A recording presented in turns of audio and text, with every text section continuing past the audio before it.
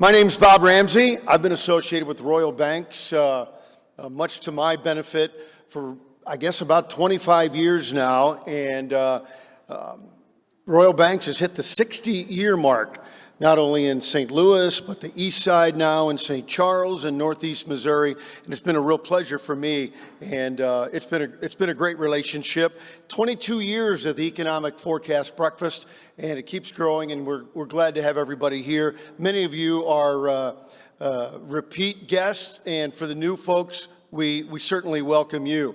I'm a sportscaster by trade, involved in a small business at the Lake of the Ozark, but we have some great experts today because I am far from one. In my real business, in sportscasting though, the world has changed business-wise. And a quick note, since last year, just in 1 year, it's dramatically changed in athletics, and I know for a lot of your businesses it's been the same way. Now, last year we knew about the NIL in college athletics. That's name, image, and likeness. If you're not a sports fan, it has allowed student athletes to go make money while they're in school off of their name. That had been forbidden for 100 years. But now they can go do that. That plus the transfer portal has changed college sports and the entire landscape.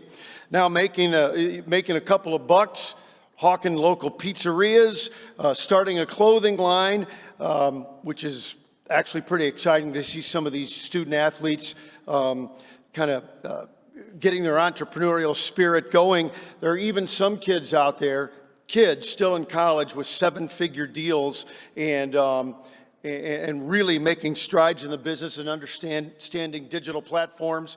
In some ways, it's pretty exciting. Student athletes and schools are trying to lure these athletes, and using NIL, it can get kind of ugly. The tough side for coaches, if you're just a sports fan, is how do you keep the kids at home?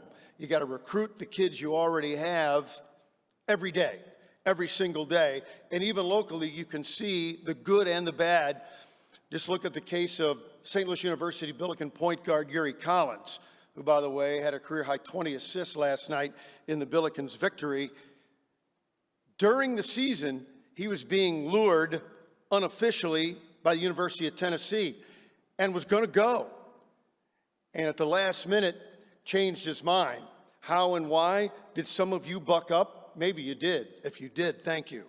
But Yuri came back, and those are the things. It's almost impossible to keep programs together anymore. But Yuri is back at St. Louis where he belongs. Probably his final year here. I think he'll turn pro, but he leads the nation in assists. So while the business stuff is sort of taking over in every walk of life, including athletics, we can still enjoy some of the wins and losses and some of the fun that guys like Yuri Collins provide. All right, let's get to the program. And for an official welcome, please welcome the Vice President, Commercial Relationship Manager, Jackie Gates from Royal Banks. Jackie.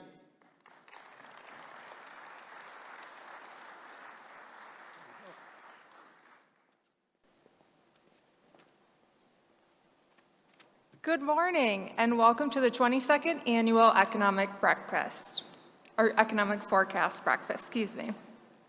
First, I'd like to thank all of you for taking the time to be here today. We hope you enjoy the presentations along with the venue. Royal Banks is the official bank sponsor of the factory, so we couldn't imagine a better place to have this event.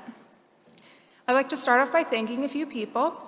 Royal Banks is appreciative of the many relationships that we have with you all in this room, our clients and business partners.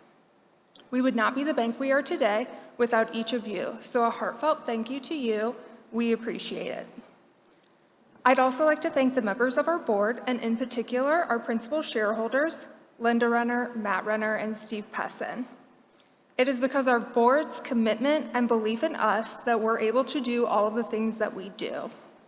One of the big reasons Royal Banks is successful is because of our consistency, regardless of the economic climate.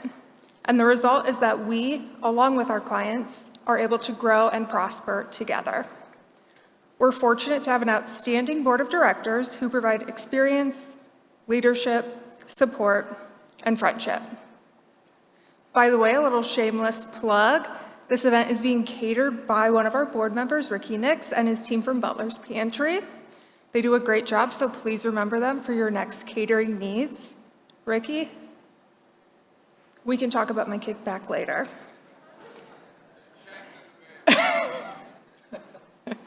Finally, I want to thank all the staff who made this event run smoothly today, like our branch managers for checking everyone in this morning. And I want to highlight the two people who really made this whole thing possible, Lisa Weeks and Lydia Meyer. There's Lisa, there's Lydia.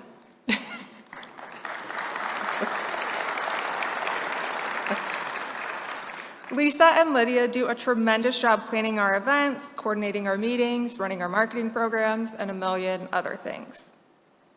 We have an outstanding panel of speakers today, ready to share all of their good news and predictions on the economy. It's all good news, right, guys? We have a full agenda, so I'm going to turn it back over to Bob.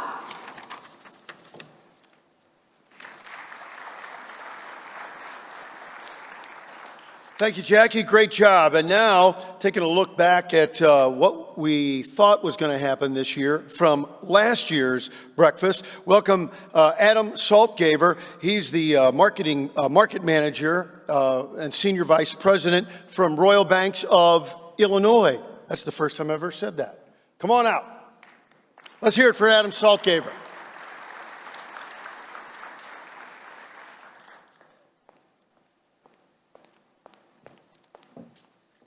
Good morning, everyone. Again, my name is Adam Saltzgaver, and I have the pleasure of revealing how right or wrong we all were on our predictions from 2022. As Bob mentioned, annually those in attendance here at the Economic Forecast Breakfast fill out a questionnaire, which you'll find on your table, predicting the answers to key economic questions for the coming year. So let's see how we did. Okay, first up is gas prices.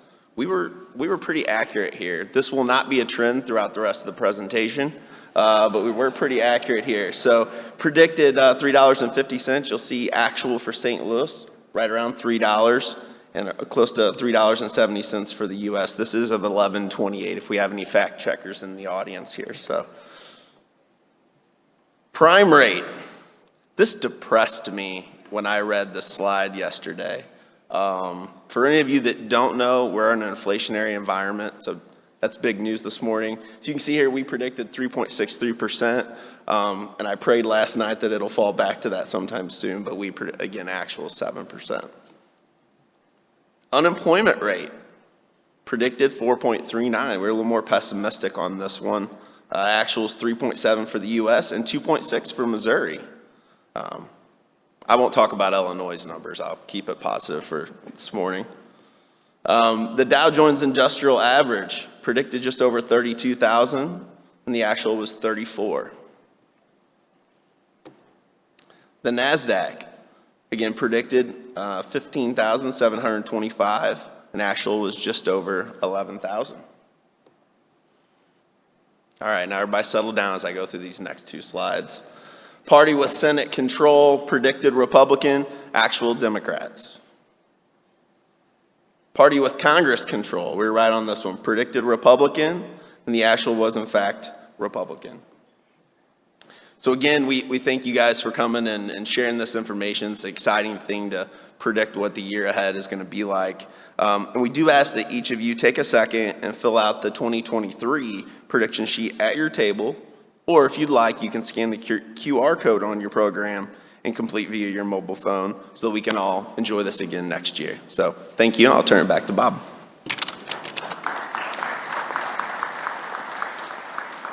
Thanks, Adam. Appreciate it. Let's get to our speakers as we move right along. As you can see on the screen, Colin Day is going to join us. He's a financial advisor that brings over a decade of experience in financial services to Correct Capital Wealth Management, an independent registered investment advisory firm.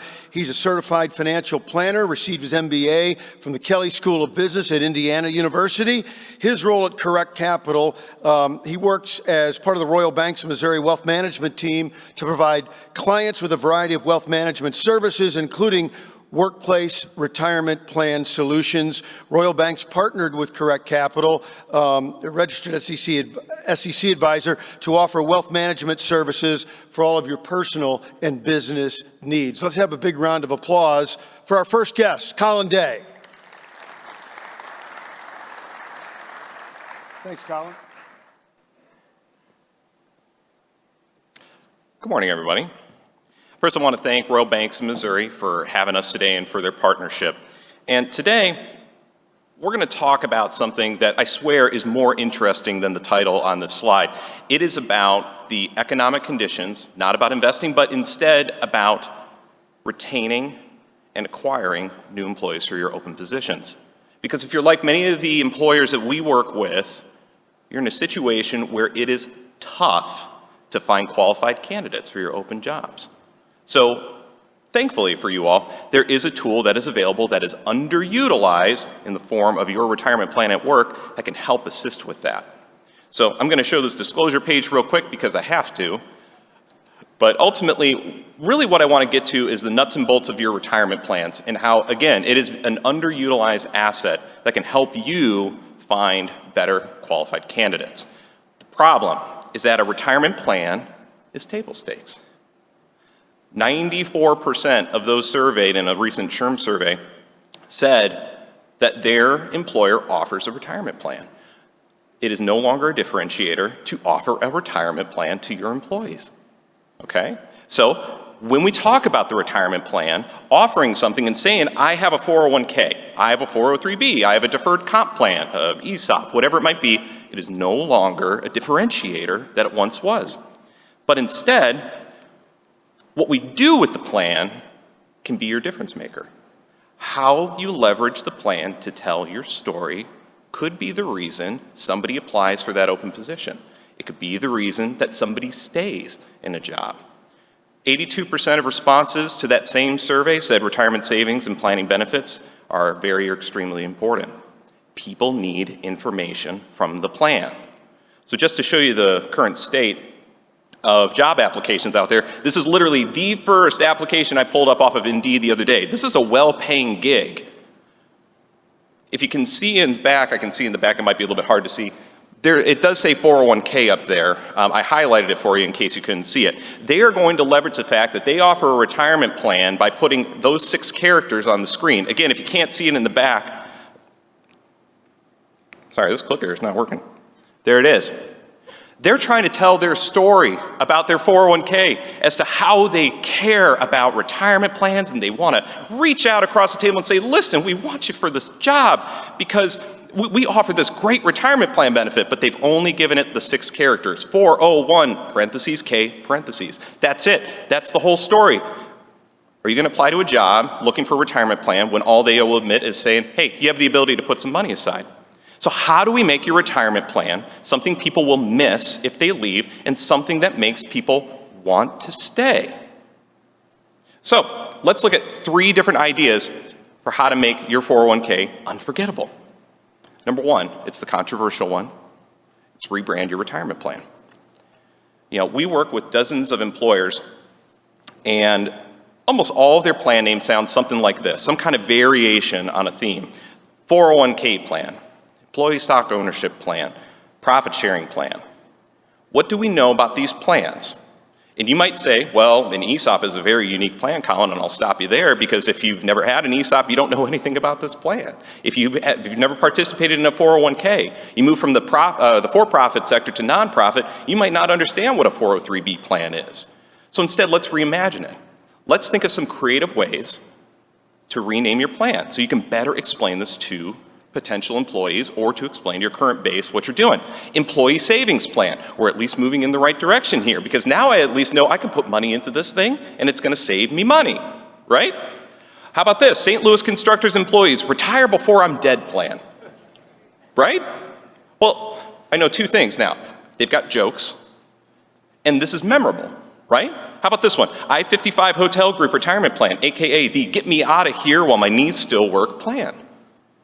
This is all something, if you're a business owner, if you're a plan sponsor or a plan administrator, this is easy, right? It's the Wild West when it comes to plan names. You don't have to be boring in it. You can be memorable. You can be the reason someone says, I applied for your job because I saw this as your plan name and I thought that was really interesting. Could you tell me more about that?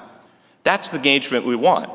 Let's take it another level. Let's talk about your retirement plan logo. How many have retirement plan logos? That's what I expected. Why not create a retirement plan logo? And the reason I say to create a logo is not for vanity's sake, but rather let's create something that identifies your plan as different when people are looking at things that maybe come to them in the mail or when you're giving an education event. This logo goes to your TPA, your advisor, any group that has the ability to influence the decision to not throw away whatever is coming to them from the 401k plan. You get fund notices in the mail, you get fee disclosures in the mail, but when this logo appears on the envelope or on the paper or in the lower right corner of the PowerPoint slide that your financial advisor is giving you in your 401k plan, it's stop, this is important, this is my retirement plan. This is something that's important that I need to know about. I don't want to throw this piece away.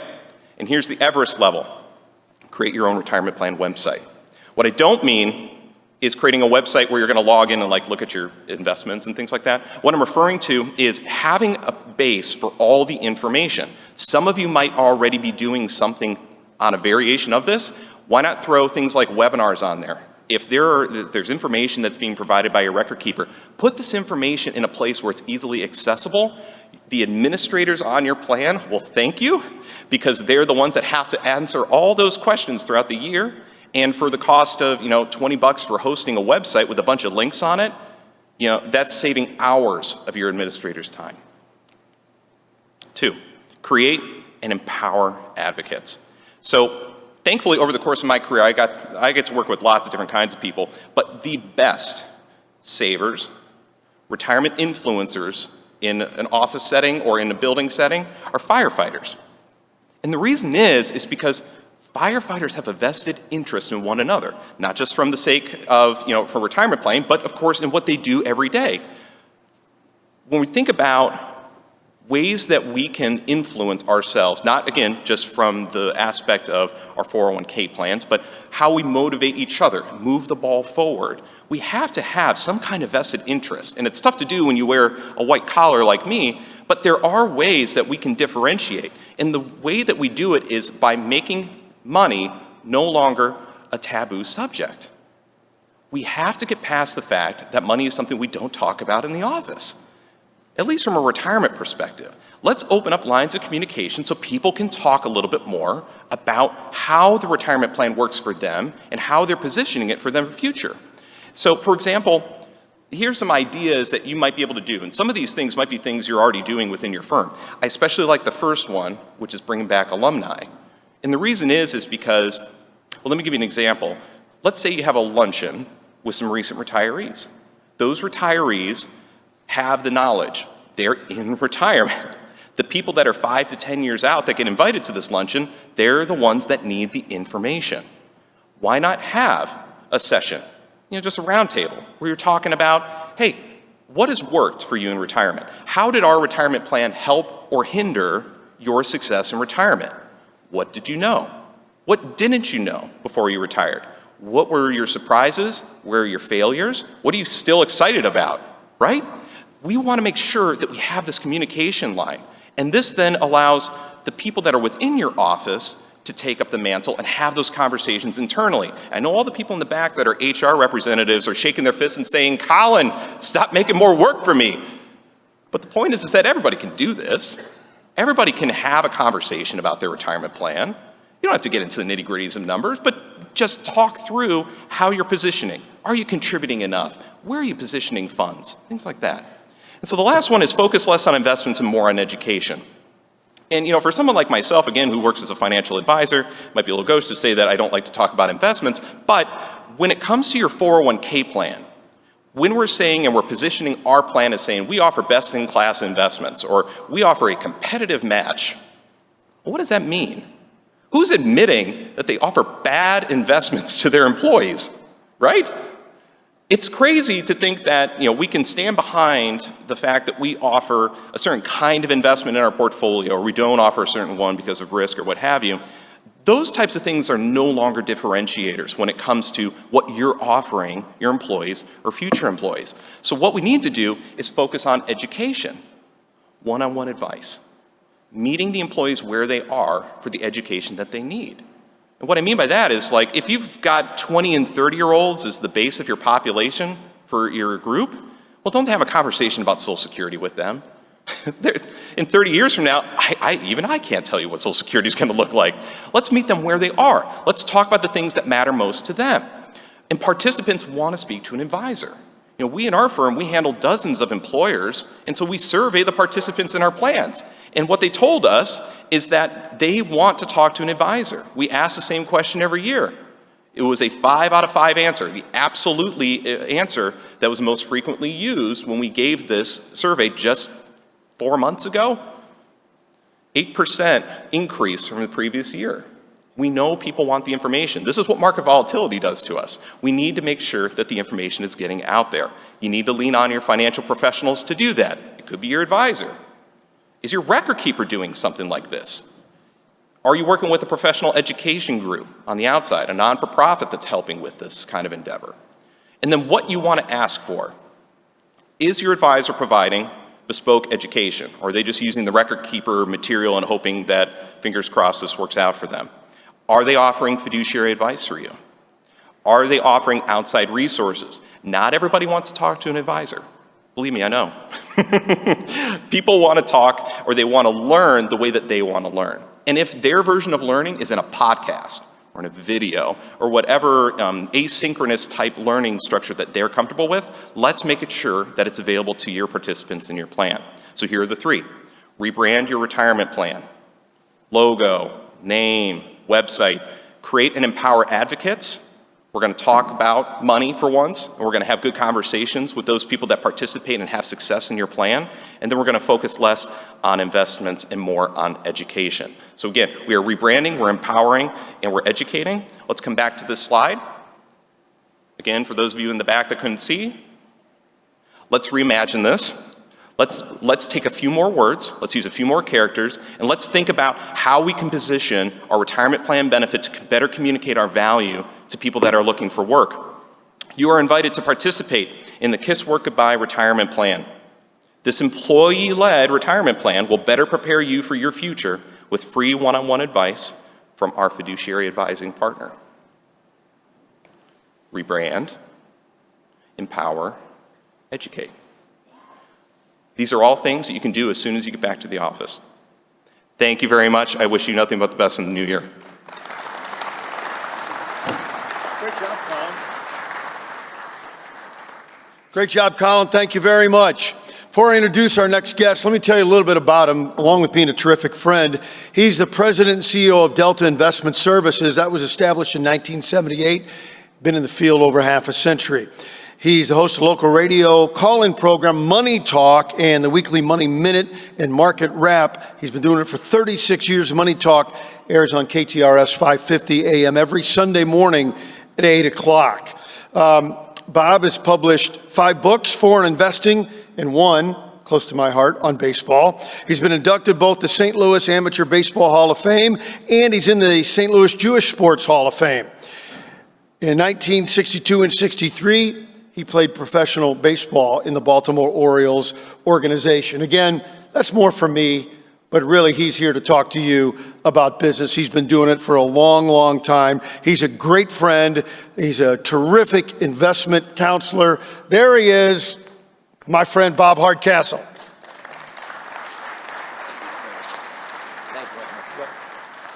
Thank you, Rammer. And I want to thank everyone involved with Royal Banks of Missouri, stockholders, board members, officers, for allowing me to share with you my views today on the economy and the stock market in 2023. I'm sure that by the time I finish my little talk today, you will know how I feel about that subject. Now, you may not like what I'm going to share with you, but you'll certainly know how I feel. I want to thank everyone also for coming today. This is really a great turnout. This is a tremendous venue. And when I drove up and saw all the cars, I thought, wow, they did it again. So Royal Banks, you're doing a great, great, great job. So I want to break my presentation into, let's see what I've got here. Oh, I know that guy. My disclosure from my broker-dealer simply says that they don't necessarily agree or disagree with what I say, but they want you to know that. So again, we've gone through the welcoming. I've tried to be as positive as possible.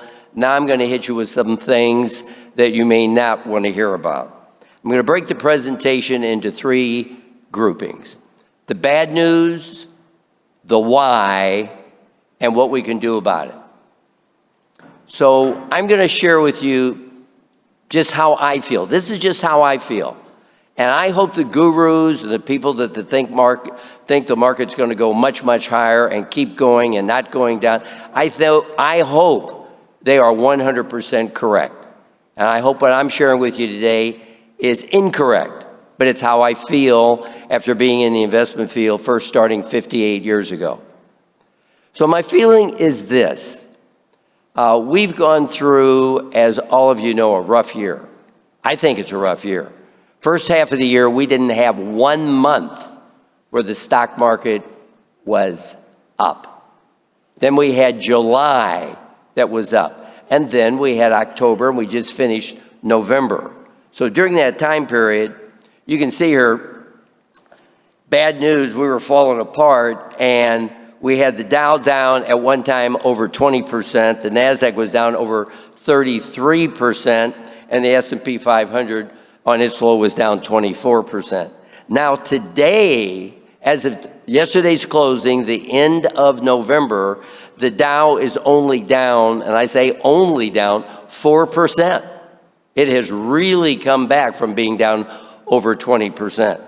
The NASDAQ, though, is down 26%, and the S&P 500 is down 14%. That's not what I consider a real good year. But what I've seen is that the first half of this year was worse than the second half of the year. And I'm going to tell you, I feel the same thing is going to happen this next year. I feel the Dow, the NASDAQ, the S&P are not going to have as good a first half of the year as they will the second half of the year. And we'll get into the why in just a minute. But what we have is we have a situation where we've got such a strange market. Somebody coughs, the market goes up. Somebody blows their nose, the market goes down. We've got a lot of reasons for the market to go up. So I want to read something to you to show again how wrong I am in what I'm going to share with you. Since 1950, the average return for the S&P 500 in the 12 months after a midterm election is up 15%. Surprisingly, with no down years. So we're talking about a year from now, it being up from wherever, which I can agree with. Stocks performed better in the 6 months following the election, which I don't agree with, but we've seen it up good. The market is up right now 14% from its low on the S&P 500. 14%. That's a big move. Technically speaking, we were looking for a 13% recovery before it turned around and went down. So hopefully it doesn't go down. And this has occurred 17 out of 19 times. And a split government, which we have, has historically produced roughly a 13% annual return. So why don't I just sit down and leave it with that? That sounds awfully good to me. But I just feel we're in trouble. And again, maybe not worse than last year, maybe not as bad as next year, but again, the reason that I feel this way is what I call the why. So Why do I feel that we're going to maybe continue on this situation that we've got going on this whole year? Let's go back to 2019. The inflation rate was just moving along, 3%, 4%, whatever the government was telling us it was. But we seem to be spending money, going out, going to the restaurants, going to the theaters, going to the movie houses, just having a good time spending money. And then in 2020, we got COVID-19. And it stopped us. I mean, we were going to live in caves. Chicken Little was going to run in the street. We were going to drink water out of a cistern. We were never going to see the day of light again. Everybody was going to die. I mean, it was bad. The government basically closed down the United States. We couldn't spend any money because we couldn't go any place to spend money. And that was a downside that I think started this whole inflation, not being able to spend money. And then in 2021, last year, about May, the government started the PPP program, started giving money away. Okay, well, nothing wrong with that. A lot of companies needed it. They were losing. They let people who were renting not pay their rent. I don't remember them saying the people that owned the buildings didn't have to keep paying their mortgage, but the people that lived in there could get by without paying their rent. And then at the end of the year last year, what happened? We started giving individuals money. So I think if we put all that in proper perspective, that was what took inflation from 3 or 4% up to the little bit above 9% that the government told us it was at that time. So that's where we are with the stock market, the economy. That's where we've been. Now, why do I feel it's going to continue? Bill's going to shoot me for this, but I believe that this is not negative on the Federal Reserve, but the Federal Reserve, in my opinion, Mr. Powell, head of the Federal Reserve, in my opinion, is going to do everything and anything he can to reduce inflation. He's got to get it down. Is he going to let it run away? Is he going to keep going? What's he going to do? So one of the tools that he has and the Federal Reserve has is to increase interest rates. And he has been increasing interest rates. And the inflation rate has come down from 9.2% to a little bit above 7%. We go back January 1st of this year. Let's all go back. Let's say we want to buy a house. Let's say we want to purchase a car. Let's say we want to buy a refrigerator, a stove, a washing machine, a dryer. We can do that. Now, many here could just write a check or pay it in cash. But a lot of people couldn't do that. They've got to borrow money. They've got to put it on a mortgage. They've got to have a note. They could do that for under 3%. You can't do that today. We're above 7%. The housing market is sliding down from its basically all-time high. The automobile industry, in addition to borrowing money, is having all kinds of problems with their chips. And many of the big ticket items like the washing machines and the dryers and the stoves and refrigerators, those companies have said they're going to reduce their product next year. They already see what's coming. So it's tougher. And I don't believe when we have something like last Friday, Black Friday, which was the best ever from a spending standpoint. We have Sunday, which I'm going to call Black Sunday, which was the best Sunday after Black Friday that we've ever had. And then we had Cyber Monday, which I still don't know what the final numbers are, but it was great. I don't see that slowing down the buyers. I think they're spending money. And Mr. Powell and the Federal Reserve doesn't want that because that's inflationary. So I believe that what we're going to see is, I really believe we're going to see the Federal Reserve aggressively continue to raise these interest rates. Now, it doesn't seem to be affecting the spenders, but like I said, it's affecting real estate and some of the big ticket items. But we need to get people to not just spend so much, especially when it's on credit. And we're finding out that much of the purchasing this year was higher in putting it on credit cards than it was last year. So the Fed has got to lower the inflation rate. So you've got the inflation rate trying to come down. You've got interest rates going up. I tell you what it looks like to me, okay? It looks to me like Mr. Powell and the Federal Reserve are in an 18-wheeler, and they've got a 3,000 pounds in the trailer behind them, pushing them, and they're in a highway over in Colorado, and now they're going downhill.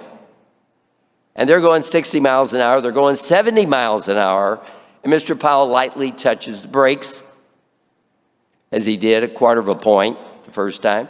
Nothing happens.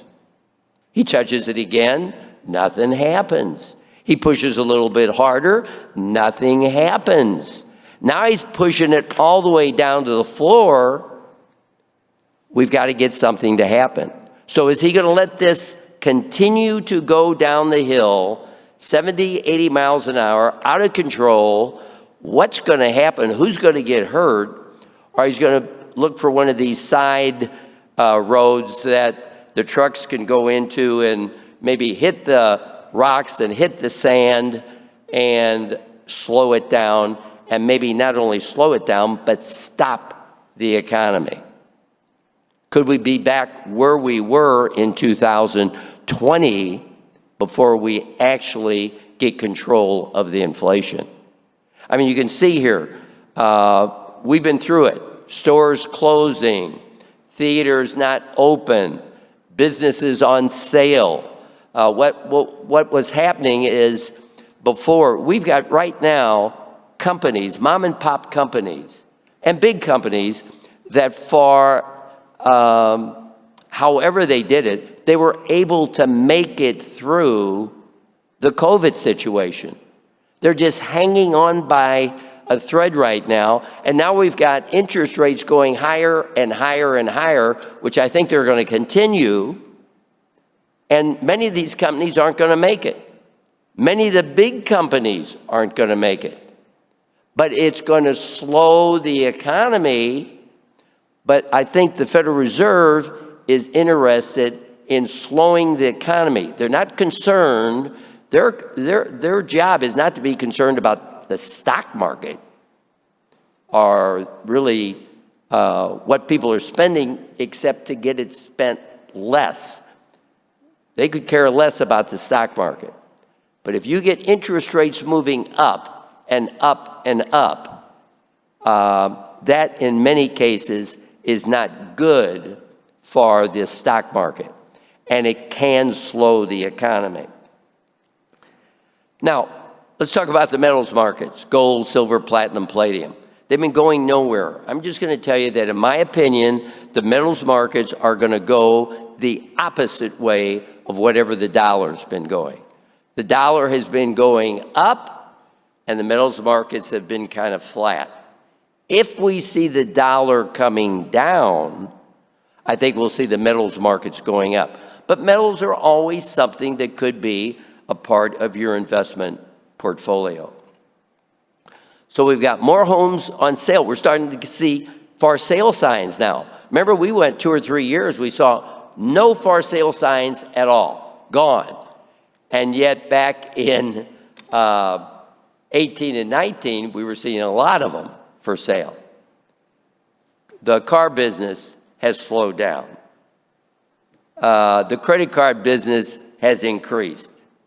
So we've got a situation where I believe this is what is telling. You've got it behind you.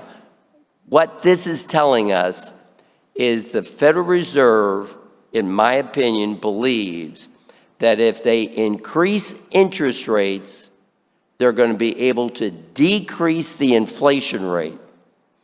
By decreasing the inflation rate, they can get it under control. I believe that they are going to be aggressive as they have been.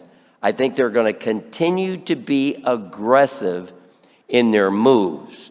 We've got a move coming December 13th and 14th.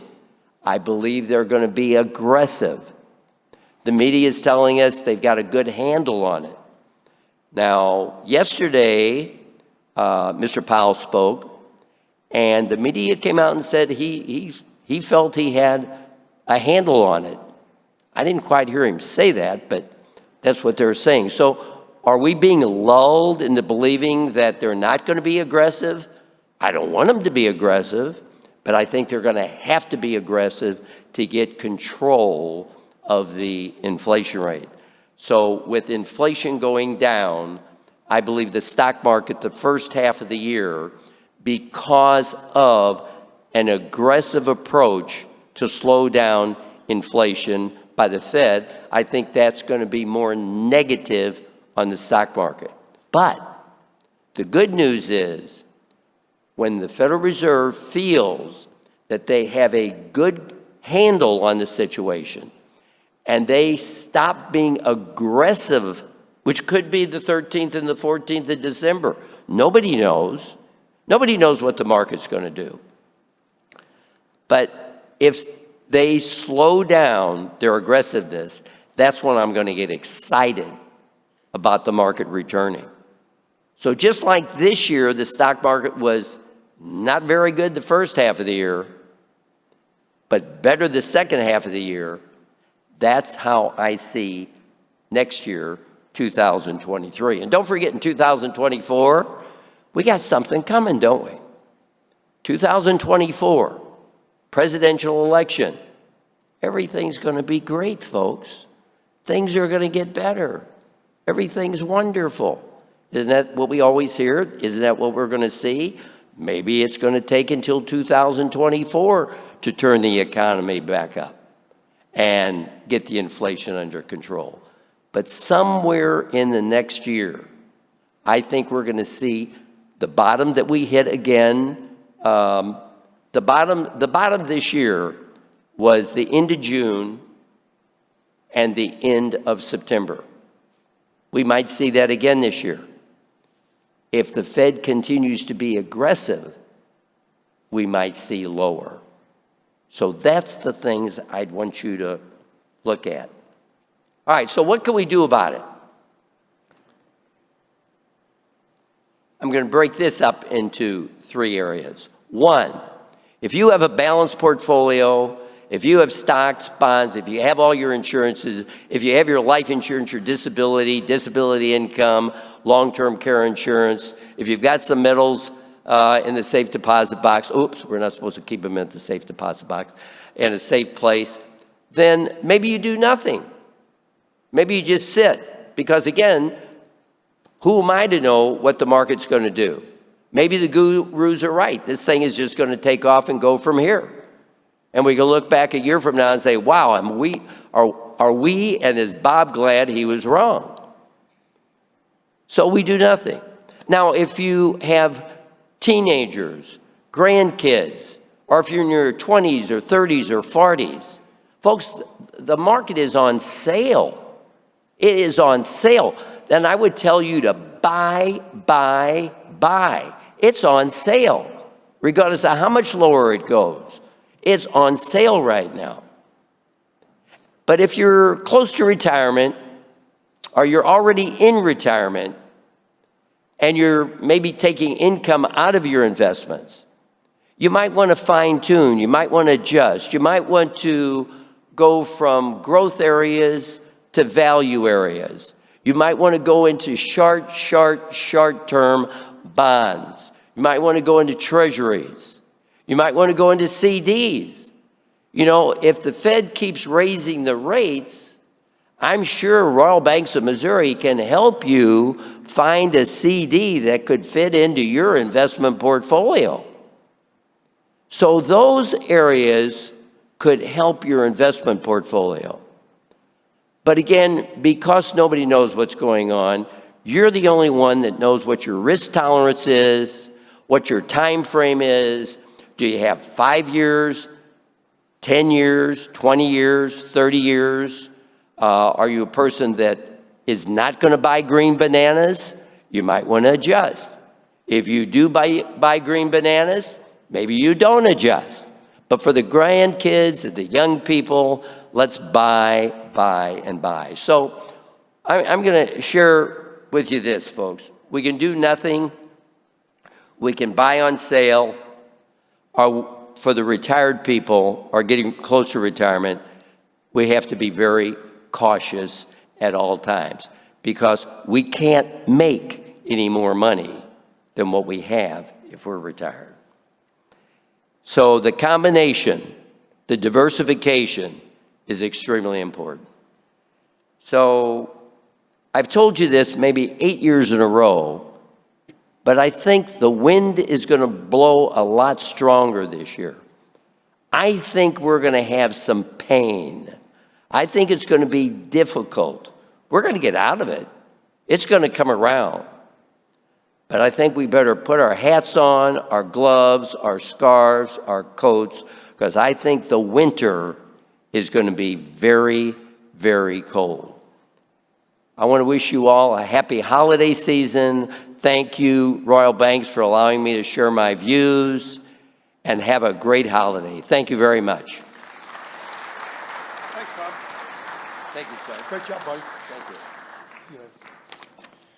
Let's welcome our next guest. Ron Amlin is a nationally recognized entrepreneur, author, publisher, and speaker. For the past 30 years, Ron has been helping inspire, educate, and inform small business owners throughout the country. He shared tips and strategies passed on to him from some of the area's top performing entrepreneurs and business owners. He himself is the owner and president of SBM, publisher of St. Louis Small Business Monthly, and the host of the St. Louis Business Expo and Business Growth Workshop.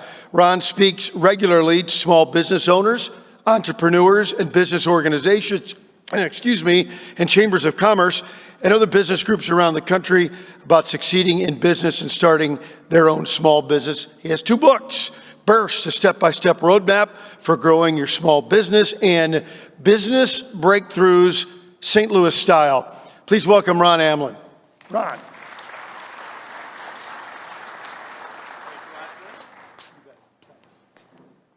All right. Okay, thanks a lot there, Bob.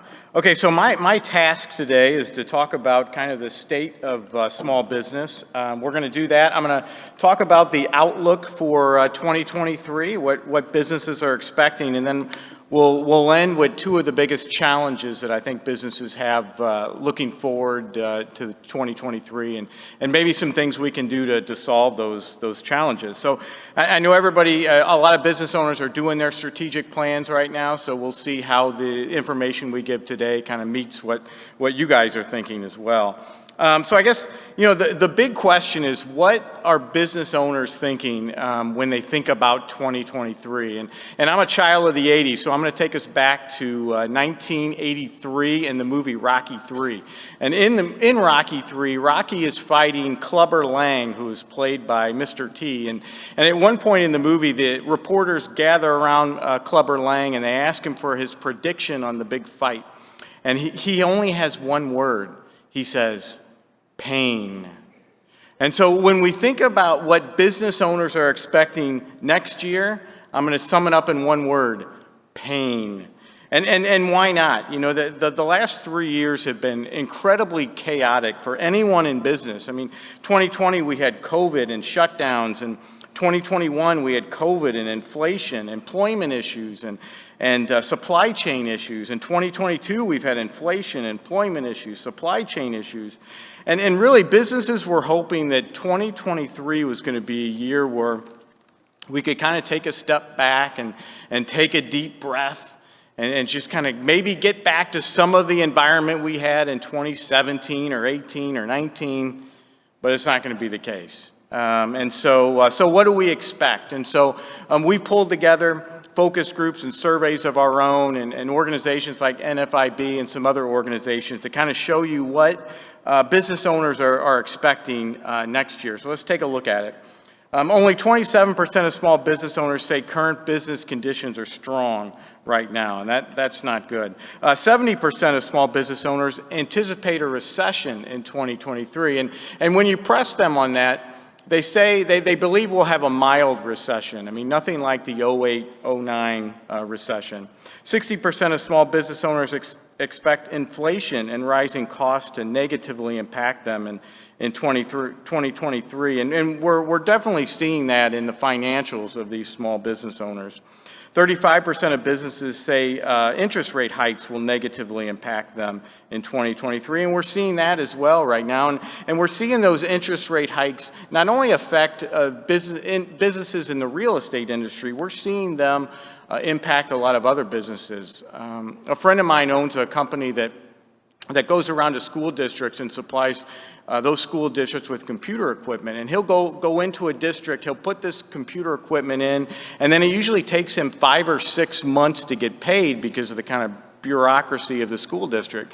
And so he floats those costs on his line of credit, which the interest rate has doubled in the last 6 months, and his credit card, where the interest rate has gone from 16% to 23% in the last 6 months. So it's really, really hammering his business right now. We're seeing those interest rate hikes really affect everybody. Almost 4 in 10 expect revenues to decline in the next 6 months, and we're seeing that in the financials of businesses. And 58% expect to cut expenses in the next 6 months, and we're seeing that pullback as businesses plan for next year.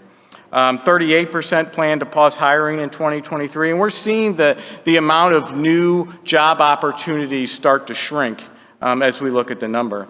The majority of business owners expect flat or negative GDP in Q1 and Q2 and rising GDP in Q3 and Q4, and that kind of goes with what Bob was talking about. Hopefully, inflation is a little more controllable in the third and fourth quarter of next year. Some other thoughts I thought was kind of interesting. Labor costs, they're going up. They're not coming down, so keep that in mind as you're budgeting. Benefit costs are going up as well. At our company, our health insurance went up 10% this year, so you got to keep that in mind. Employee retention is going to be extremely important next year. You want to keep that in mind as well.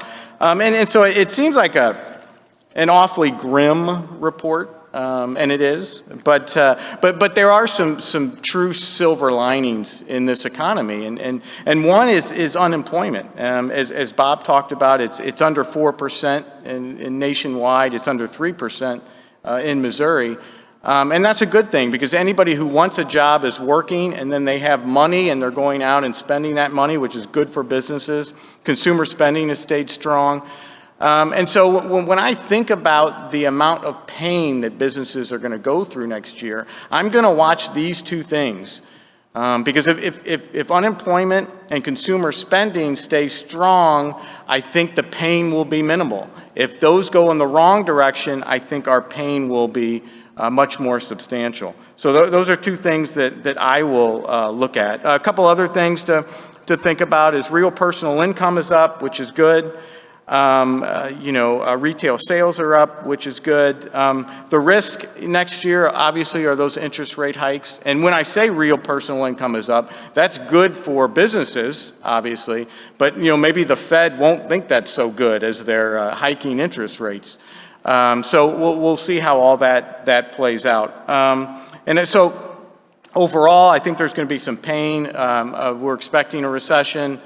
But not like we had in 08, 09. And I think when we talk about pain, I think it's also important to say it depends a lot on the industry you're in as well. I mean, if you're in the real estate industry or anyone who does service to the real estate industry, I mean, you're in a lot of pain right now.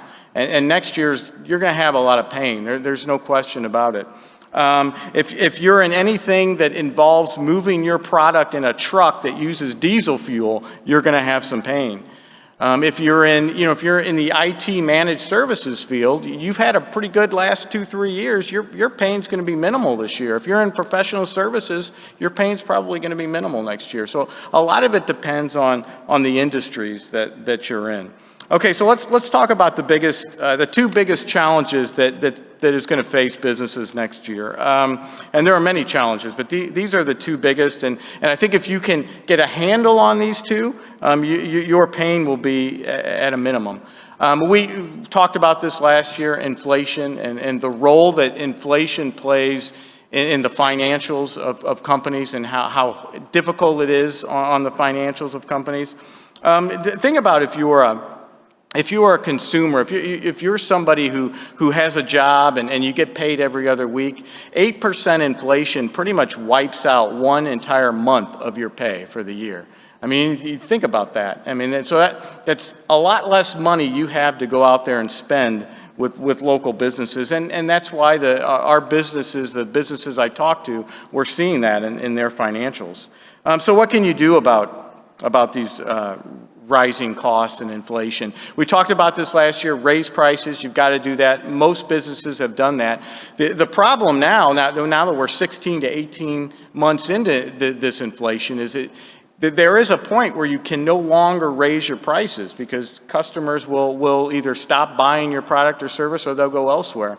And so that's a fine line that you have to walk. And if you're at that line where you can no longer raise prices, then you have to look at downsizing your expenses. And, inflation has really impacted every single industry out there and every single business. In my business alone, our cost of goods sold this year were up 11% from 2021, 11%. And so that meant 6% decrease in my profits. I mean, that's huge. And in some industries, 5% is the average profit margin. So if you're down 6%, you're not in good shape. Another friend of mine owns a series of daycare centers, and in his daycare centers, they feed the children breakfast and lunch, and his food costs are up $5,000 a month over what he paid last year. So he's paying $60,000 more for the same exact food that he gave to these children last year. And so, there's only so much price raising that he can do. So a lot of businesses now, we're looking at downsizing. We're looking at our expenses and how we can get better control of that. Some other things we can do: save cash and stockpile it. Automate like heck. If you're a restaurant and you're having trouble affording or finding 6 to 8 servers per shift, maybe you become a quick serve restaurant where people go up to a counter, at least temporarily, and order their food, and then maybe you can get by with 2 to 3 employees instead of 6 to 8. That's automating. Trying to do more with less is something every business should strive for, especially in this labor environment. And lastly, know your numbers inside and out. Bankers tell me 75% of their clients truly don't understand their numbers and their margins. And that's one of the things that worries me about this fact we've been in this high inflationary period for 16 to 18 months, because if you don't truly understand your margins and your numbers, and you're just now starting to look at your financials and try to figure out a way to deal with inflation, I'm worried that for some businesses it might be too late. The other big challenge is retaining employees. I mean, there isn't a day that goes by that I don't talk to a business owner and they don't tell me one of two things. Either they can't find employees, or there's a portion of their employees that aren't worth a crap. I mean, every day, this is the conversation I have. And I think that we need to stop calling this a labor shortage. And I understand that the baby boomers are retiring and they're retiring in droves, but there's something different going on here. I mean, we have more than a labor shortage. I mean, we have a turnover crisis. I mean, the average employee stays at a business now 18 months. And I don't know about you, but I probably could barely find where the restroom is in 18 months. So 18 months is just not a lot of time. And the employee turnover is just getting crazy. I mean, some things to think about. We had a record-setting number, 10.1 million jobs were open in the U.S. last year. But in the second quarter, we had 11.5 million workers quit. And 41% of the global workforce would consider leaving their current employers within the next year. I mean, that's 4 in 10. I mean, that's crazy. 54% of Gen Z are considering quitting. So that's basically half of your younger workforce has one foot out the door at any given time. And I thought about that the other day when I was watching a press conference by Mizzou's football coach Drinkowitz, and he was complaining about the transfer portal in college football. And I was thinking about this, and I thought, Coach Drink has the same problem that businesses have. And the problem is half of these athletes or employees have one foot out the door because they think the grass is always greener somewhere else. And Coach Drink is going to have to do what every business is going to have to do now. You're going to have to build a culture where people don't want to leave because they think the grass is greener somewhere else. So why are all these employees moving around? Well, according to LinkedIn, 74% of respondents said the time spent at home during COVID caused them to rethink their current work situations and careers, and 50% cited stress and burnout. So what can you do in 2023 when we think about this turnover crisis? One, you've got to keep your top employees. No matter what it costs, no matter what it takes, you've got to keep those top performers. And you've got to improve your culture. We've got to stop trying to find great employees and instead try to work on building companies where great employees are going to find us. And that's a tough task, but that's the challenge ahead. Some things to think about, create a plan to keep your best employees. We have business plans, sales plans, marketing plans. We need plans to keep our top talent. There's no question about it. And don't compromise on hiring. And I get it. Sometimes we need a warm body, but you got to plan ahead. I mean, growing up, my mother seemed to always be on a diet growing up, and she had one theory when it came to the grocery store. She would never go to the grocery store hungry. So her and my dad every Thursday night would go out to dinner, then they'd go to the grocery store because she knew that if she went hungry, she'd throw anything in that cart, that she'd throw all kinds of things in the cart that she really didn't need. And so the same thing is true at business. If you're out there and you're really desperate for people, you're going to bring in people into your business that's going to destroy your culture. So you got to think ahead. You got to build your bench. You got to go to your top performers and say, do you have a cousin or a brother or a sister? Because good people are hanging around with good people. Do you have a friend? And you need to lean on them to help you recruit, and you have to constantly be recruiting today. I mean, 30 years ago is over. Today you have to constantly be recruiting all the time. Prioritizing employees' mental health. It amazes me the businesses that hire people and don't pay them well, have them work 60 hours a week and then come to me and say, I can't believe these folks aren't engaged. I mean, it's something you got to consider. Your role really is to improve the quality of life of your employees. I had a business owner tell me one time, he said, Ron, I have the most impact on my employees' marriages than anybody around. And I was like, what are you talking about? And he said, well, think about it. If my employee comes to work every day and the work culture is horrible and they feel like they don't matter and they don't make a difference and they go home angry every day, they're going to go home and they are not going to be in the shape to be a great spouse, and then their marriage is going to suffer. And so he said if they come in and this is a great culture and they feel they matter and they make a difference and they go home every day with the right attitude, they're going to be a much, much better spouse and their marriage is going to be much better. And he's right about that. So think about that as business owners. It's a huge responsibility. Communicate. Really, really important. I mean, there's not a business out there that can't do a better job of communicating. Share your vision and goals with employees. Let them know where they fit in that vision. And remember the golden rule of building a culture. I mean, employees want two things. They want to know they matter, and they want to know they make a difference. And if you can accomplish those two things, you won't have a problem retaining your folks. So just a little bit in closing. We're looking at a fourth year of pain, flat growth next year. The amount of pain will depend on a lot of things, particularly the industry you're in.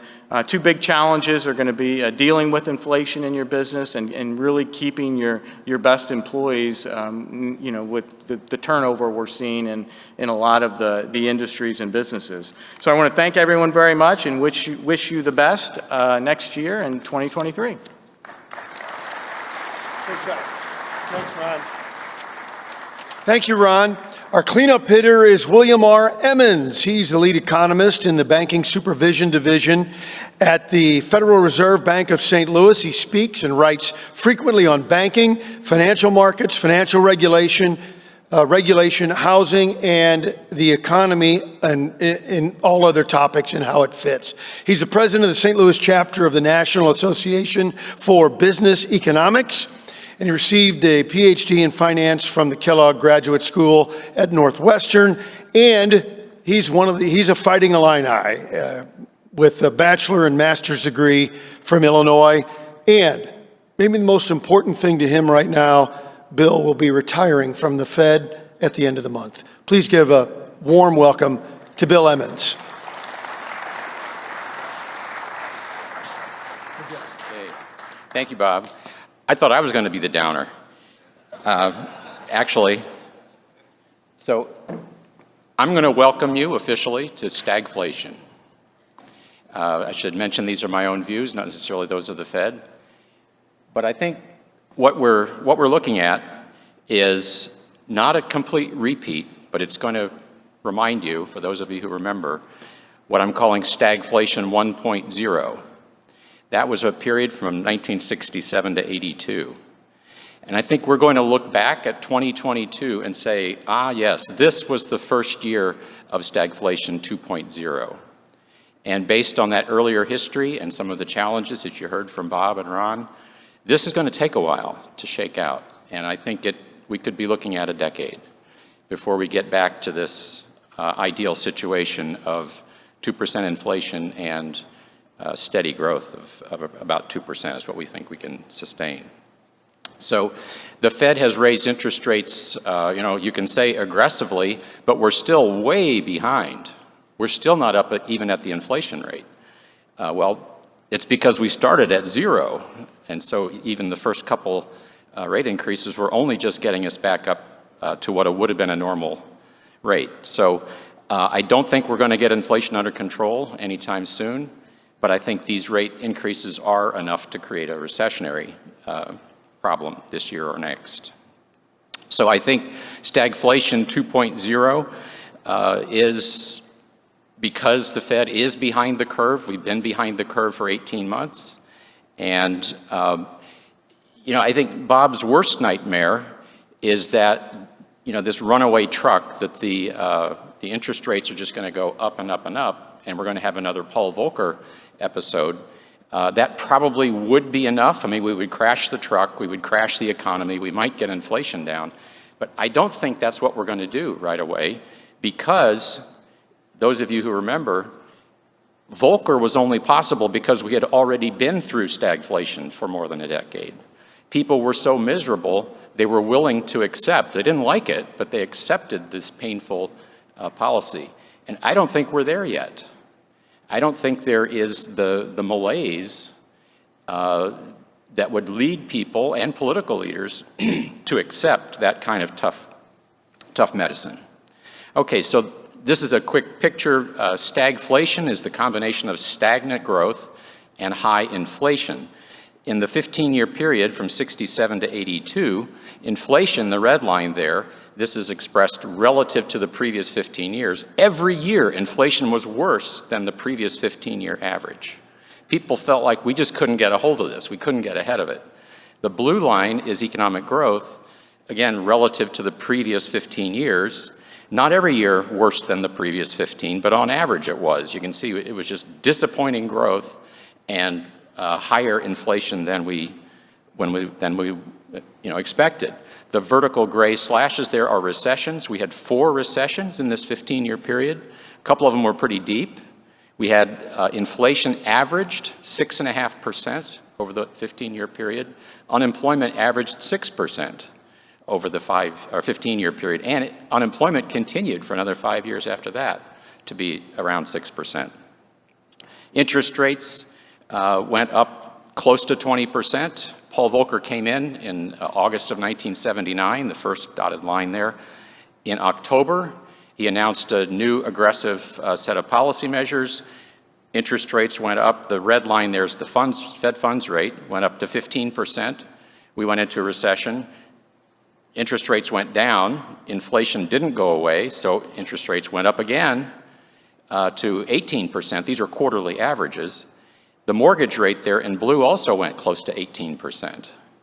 And then we had that very severe recession in 81, 82. So inflation peaked at almost 13% in 1980. Unemployment at the time was in the 7 to 8% range.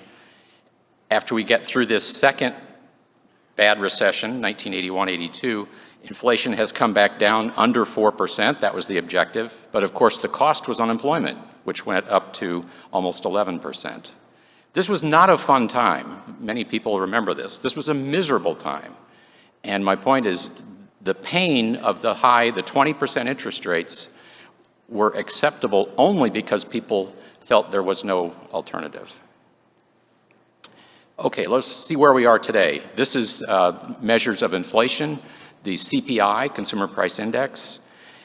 We had this very, very dramatic shift in the inflation numbers in late 20, early 21. It's undoubtedly related to COVID and the government response to it, supply chain interruptions, lots of different things coming together.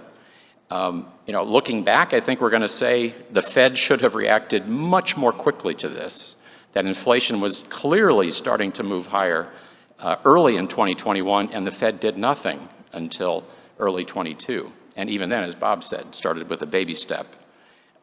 So inflation now on the CPI measure is running around 8%. All those other lines are various versions, permutations of this information in that index. They're all moving up. These are so-called core measures. They're all moving up to the 6 to 7% range year over year. Another inflation measure is the PCE. A report came out this morning with the most recent one. This is the one that the Fed watches more closely. The way that it's calculated, it doesn't run as high as CPI, but the trend is exactly the same. You can see the break point there in early 21. And these measures are all basically still trending higher. So, optimistically, maybe we will level off, but these inflation levels are still way, way, way too high. And historically, interest rates have to go well beyond, above inflation to have their impact. So this will tell you, interest rates have to go well over 5%, which is kind of where the market is saying we're going to go to 5% and stop, and then rates will fall. And where are they getting that notion? It's not the way history works, and I don't think it's how the economy works. Behind the scenes, if you will, so those are top line, those are prices that people are paying. What's ultimately going to drive this, I think for a number of years, is of course the input costs Ron talked a lot about. The single largest input cost to business is employee costs, wages. So here are two measures of top line is just wages, and the blue dashed line is wages and benefits. This is the employment cost index. And the pattern looks exactly the same as inflation. So even though the initial inflation I don't think was driven by wage costs, it's the employment input costs that are going to continue. That's sort of the second factor that's going to give this inflation this strong momentum, like the runaway truck that Bob was talking about. So the funds rate there is in blue here, and yes, it's gone up a lot, but as I said, we're still way behind. So, if you weren't worried about bond market and stock market volatility, the prescription would be you should raise the funds rate immediately to at least 6%, I would say, based on, well over 5% based on this picture. And this is another version of trying to smooth out what's happening with inflation. So a forecast, most forecasters are sort of making it up, honestly. This is an academic who's built a model, a computer model, and he's been doing this for many, many years, and he has a good track record. I put a little bit more faith in this. So this is GDP. The orange dashed line is a smooth trend. That's what we would have hoped to be growing along that line. And the blue line is his forecast of what's actually going to happen over the next couple of years. So it's, not a collapse, but it's just sort of slow growth, hence from the stagflation, stagnant growth. Inflation, on the other hand, rather than growing at the 2% path that we're hoping for is likely to be very persistent, sluggish in efforts to try to get that down.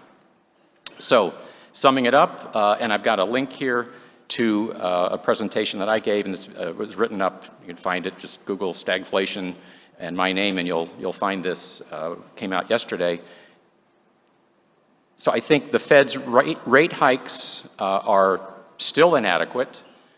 Tighter financial conditions have set in. Bob talked about the market, volatility. It is likely it's going to trigger a recession, but I don't think that's going to be enough. I mean, certainly if it's a mild recession, that's not going to be enough to get the inflationary problem under control. And the tough medicine of a Paul Volcker would probably need to put the funds rate up at 7 or 8% in today's circumstances. And that would probably mean a 10% mortgage. What would that do to the real estate market? And I made this point, Volcker was able to end stagflation 1.0 only because of the malaise that we had suffered in the 1970s. And I don't, sort of the perverse thing to say, but we're not miserable enough yet. I don't think people are ready for the cure. I don't think we're willing to accept it, nor I think is the Fed likely to offer it anytime soon. So here are my predictions for next year. I think the Fed's going to have to lift short-term rates well above 5%, which is where the market is currently centered. I think the 30-year mortgage will go back up over 8%. We will have a recession. Unemployment, I think, is going to go up at least to 6%. Inflation will fall, but it won't come back down to 2%, at least not immediately. Well, certainly, I think it's going to be a rough time in the market. Stock prices, I would expect to fall, not just for the policy tightening reason, but just because valuations look so high, and profits are going to suffer with these tighter financial conditions and the overall economic weakness. House prices are already falling. We are in the beginning stages of another house price correction or crash, and there are some parts of the country where you are going to see 30-40% declines in house prices. In the Mountain West, for example. In our part of the country, 10 to 20%, I think, is probably pretty reasonable. I think the Fed will cut rates in 2023 and 4. We're in that range. The economy will recover weakly, consistent with that picture I showed you, but then inflation will bounce back up and we'll just have to do it all over again. Hence, the idea of the stagflationary period, or 5 to 10 years, where we just sort of go through this cycle until we're miserable enough and we say, we need Paul Volcker again. And so this cycle, I think, is going to turn out. We're going to look back and say, yeah, it looked and felt a lot like stagflation that we saw in the 1970s. Hopefully not as bad, hopefully not as long. And we always say we want to learn from history. I'm just saying, well, we've got history, but we have to then learn from it. All right, so maybe I was the downer. Okay, thank you very much.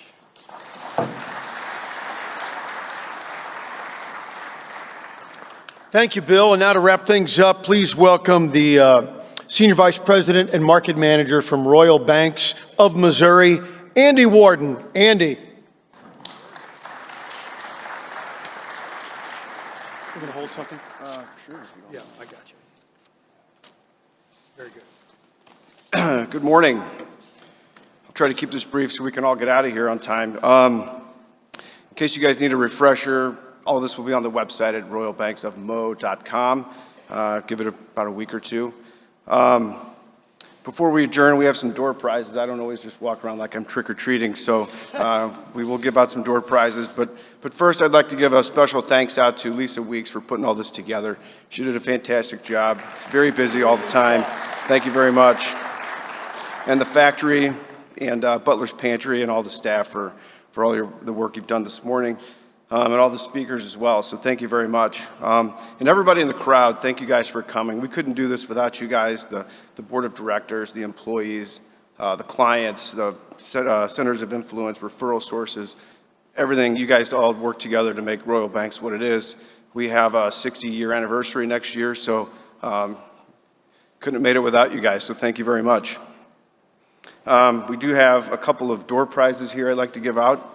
What's first? We will do we're going to give out 2 earbuds. 1 earbud per person. Okay. You pick it. Me? Yeah, you got to pick You're putting it on me? Otherwise, it's a bias. I can't do that. All right. Turn away. See what you got. We have Nick Michaelis from Tipton Systems. All right. Got a Nick. Come All get right, it. come on up here. Come right here. One of these bags? One of the bags, yes. Go right- Yeah, come right here. There you go. Thanks. One more? One more, yes, sir. Digging. Bonnie Daniker, writer and strategic content manager. Do we have a Bonnie? She left. Oh, No, nothing for her, not today. All right. Tyson Egan, he's a CPA with the Triton Group. Congratulations. And there is one left. We're going to give away a gift card. Lucky winner is Bob Staniforth with Desco. Is Bob still here? There he is, the man who needs $100. is that this? That's that, yes, sir. And I've been told there's one other surprise. Underneath one of these chairs is a piece of paper. If you're sitting in a chair, maybe look underneath it. Not sure how this works, but there should be a piece of paper. If you have that piece of paper,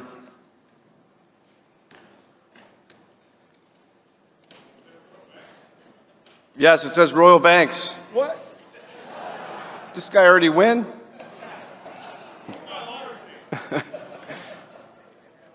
I'm not sure what we do with this.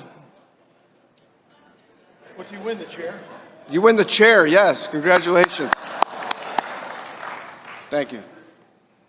All right, well, congratulations, everybody. That's a wrap. I've been told we have one more thing hot off the press here, if I can get this to work. We have a new, as of this morning, 4-tiered money market savings account that's tied to the one-year treasury. You can see the various tiers here tied to the one-year treasury. It floats at a certain percentage of the treasury, which changes minute by minute. So please go find a local branch, deposit some money so us lenders can lend it in 2023. That's all we have. Thank you guys for coming. Have a great day.